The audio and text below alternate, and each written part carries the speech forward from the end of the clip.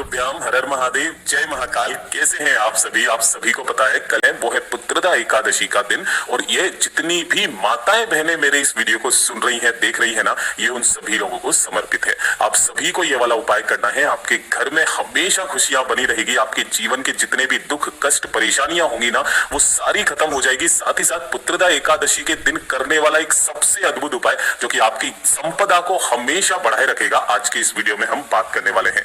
पूज्य गुरु जी की कथा से सुन करके और समझ करके पूरे उपाय को बड़े ही विस्तार से बताऊंगा, परंतु उससे पहले आप सबसे एक छोटी सी प्रार्थना कि जो लोग पहली बार आए हैं, चैनल को सब्सक्राइब जरूर कीजिएगा और वीडियो को लाइक करके देवादिदेव महादेव जी का कोई सा भी प्यारा नाम कमेंट बॉक्स में लिखना मत भूलिएगा।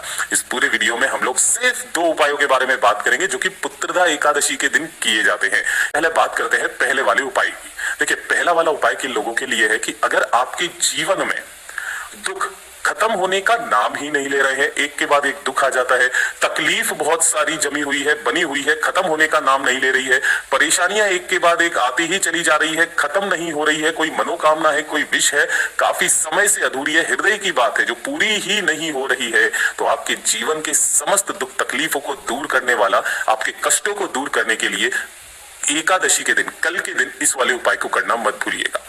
ध्यान से सुनिएगा कैसे करना है। इसके लिए आपको सबसे पहले 1 लोटा शुद्ध जल अपने घर पर तैयार करना है। जो जल लोगे एकदम ताजा जल लेना, तांबे के कलश के अंदर, ठीक है। और इसी वाले कलश के अंदर आपको डालना होगा 2 से 4 बूंदे गंगा जल की, है ना।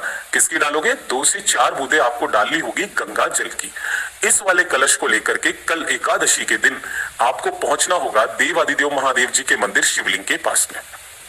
कब जाओगे? सुबह जाना चाहो सुबह चले जाओ, शाम को जाना चाहो शाम को चले जाओ, कोई दिक्कत नहीं है। यहां पहुंचने के बाद में एक नियम ध्यान रखना, जो भी आप पूजन अर्चन करते हो ना, वो पहले आप कर लेना। उसके पश्चात आपको उत्तर दिशा, नॉर्थ डायरेक्शन की तरफ मुंह करके खड़े होना है।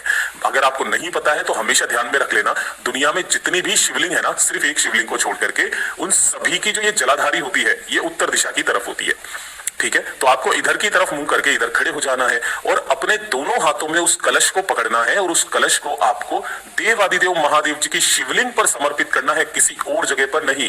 ओम नमः शिवाय, श्री शिवाय नमस्तुभ्यम पंचाक्षरी मंत्र या षडाक्षरी मंत्र का स्मरण करते हुए जब आप इस जल को पूरा का पूरा समर्पित कर देंगे, शिवलिंग को देखते हुए आपको 3 बार ताली बजाते हुए 3 शब्द बोलने हैं। वो कौन से शब्द हैं? स्वधा स्वधा स्वधा। 3 बार आपको ये शब्द बोलने हैं। पूज्य गुरुजी ने कहा है कि जिस व्यक्ति के मुख से ये स्वधा शब्द का 3 बार उच्चारण मात्र भी हो जाता है ना एकादशी के दिन, है ना, उस व्यक्ति को, इस श्रोत का पाठ करने वाले को 100 बार श्राद्ध करने का और सभी तीर्थों में स्नान करने का पुण्य फल प्राप्त होता है। आप सभी को नहीं पता होगा तो स्वधा जो है मैया पार्वती जी की नानी का नाम है, जो कि पितृलोक में निवास करती है। इनका संपूर्ण भाग आपके पितरों को जाते हैं, वो प्रसन्न होते हैं, आपके जीवन से सारे दुखों को, तकलीफों को, कष्टों को खत्म कर देते हैं।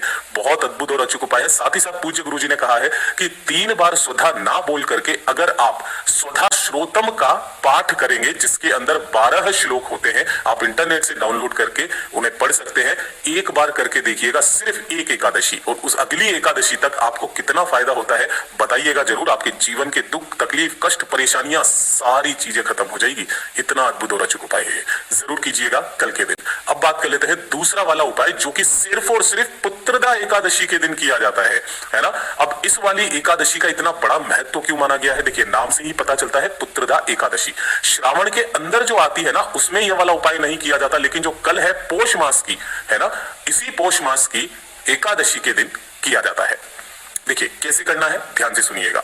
अगर आपको पुत्र प्राप्ति की इच्छा है, पहला पुत्र प्राप्ति की इच्छा है, दूसरा अगर आप अपने कुल को बढ़ाना चाहते हो, तो जितने भी माता पिता भाई बहन है ना, इस वाले उपाय को अपने साथ लिख करके जरूर रखना। अगर आपके परिवार में कोई व्यक्ति ऐसा है जिसे इस उपाय की जरूरत है ना, जरूर करवाइएगा। पुत्र प्राप्ति की, वंश वृद्धि की उनकी जो इच्छा है ना, वो पूरी होगी ही होगी। इतना अद्भुत उपाय है, सिर्फ और सिर्फ पुत्रदा एकादशी के दिन किया जाता है। इसके लिए आपको करना क्या है, ध्यान से सुनिएगा। एक दीपक तैयार करना है मिट्टी का, ध्यान से सुनते चले जाना। एक दीपक तैयार करना है मिट्टी का, इसके अंदर लगाओगे गोल बाती, ठीक है, गोल बाती, और इसके अंदर भरोगे गौ माता का घी, ठीक है। एक दीपक तो ये हो गया। दूसरे नंबर पर आपको तैयार करना होगा क्या, थोड़ी सी खीर, एक कटोरी के अंदर, दोने के अंदर ले लेना, खीर ले लेना, ठीक है ना।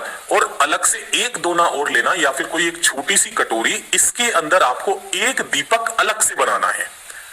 ये चीज ध्यान रखना, एक दीपक बनाना है, इसके अंदर भी आपको लगानी है गोल बाती और इसके भी अंदर भरना है गौ माता का घी, ठीक है। यहां पर ये मिट्टी का दीपक आप मत लेना, एक मिट्टी का दीपक, एक अलग से दीपक तैयार करना है कटोरी के अंदर, और एक कटोरी में आपको खीर लेनी है। ये तीन चीजें आपको लेनी है, ठीक है। और इन्हीं को लेकर के आपको पहुंच जाना होगा देवादिदेव महादेव जी के मंदिर शिवलिंग के पास। कब, पुत्रदा एकादशी, जो कि पोष मास में आती है ना, पुत्रदा एकादशी के दिन। जितनी भी माताएं बहनें सुन रही है ना, उन्हें ये उपाय करना है। जैसे ही आप यहां पर पहुंचोगे, देखिए ध्यान से, उत्तर दिशा नॉर्थ डायरेक्शन की तरफ मुंह करके खड़े हो जाना। अगर आप एक लोटा शुद्ध जल लेकर के आए तो पहले एक लोटा शुद्ध जल देवादिदेव महादेव जी को समर्पित करना। ओम नमः शिवाय, श्री शिवाय नमस्तुभ्यम का स्मरण करते हुए अब ध्यान से सुनिएगा। जो शिवलिंग के चारों तरफ जो चौखट होती है ना, आपको क्या करना है, जो आपने खीर ली है उस खीर का शिवलिंग पर भोग लगा करके, थोड़ा सा यहां पर भोग लगा करके टच करके इसी वाली चौखट पर आपको रख देना है, ठीक है। और इसी के सम्मुख में आपको क्या कर देना है, जो आपने एक कटोरी के अंदर अलग से जो दीपक बनाया है ना, इसे भी आपको प्रज्वलित यहीं पर कर देना है। कर देने के पश्चात आपको जो भी पूजा करनी है ना, वो आप कर लेना। अपना नाम और गोत्र बोल करके अपनी कामना कहना, वंश वृद्धि की, पुत्र प्राप्ति की, जैसी कामना करनी है वैसी कामना करना, है ना। उसके पश्चात शिवलिंग के ऊपर जो भी बेलपत्र चढ़ी हुई है, उनमें से आपको 2 बेलपत्र उठानी है। क्या करना है, शिवलिंग पर चढ़ी हुई 2 बेलपत्रों को आपको उठाना है। अगर शिवलिंग पर बेलपत्र नहीं चढ़ी है तो उपाय करने से पहले आपको अपने साथ 2 बेलपत्र लेकर के जाना है। शिवलिंग पर अपनी कामना कह करके वहां पर पहले समर्पित कर देना, उसके बाद में खीर का भोग और ये दीपक लगाना, ठीक है। अगर वहां पहले से ही बेलपत्र है तो वहां से आपको 2 बेलपत्र उठानी है। एक बेलपत्र को आपको शिवलिंग की जो चौखट होती है, शिवालय की चौखट, उस चौखट पर जाना है। उस चौखट के दाहिने तरफ आपने जो मिट्टी का दीपक लिया है उसे प्रज्वलित करना, और एक बेलपत्र शिवलिंग को देखते हुए चौखट पर बैठ करके आपको खा लेनी है। एक बेलपत्र खा लेना और एक बेलपत्र आपको अपने साथ अपने घर पर लेकर के जानी है। और घर पर ले जाने के पश्चात आपके जो पति हैं, अगर पति इस उपाय को करता है तो जो पत्नी है, दूसरा बेलपत्र आपको उन्हें खिलाना है, ठीक है।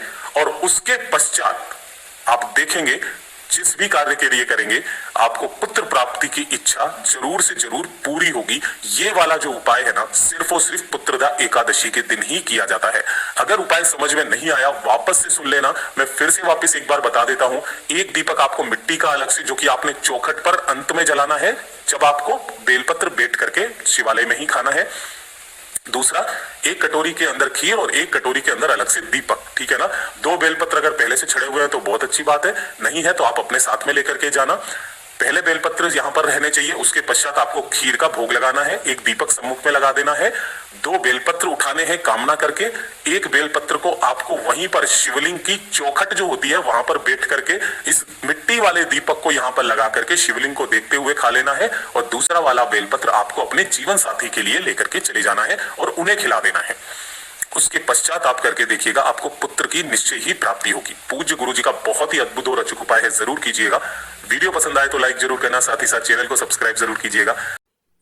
दोस्तों, इस वीडियो के माध्यम से आप लोगों को प्रश्न गुरु जी द्वारा बताकर सीमा पुराण का उपाय बताई जा रही है।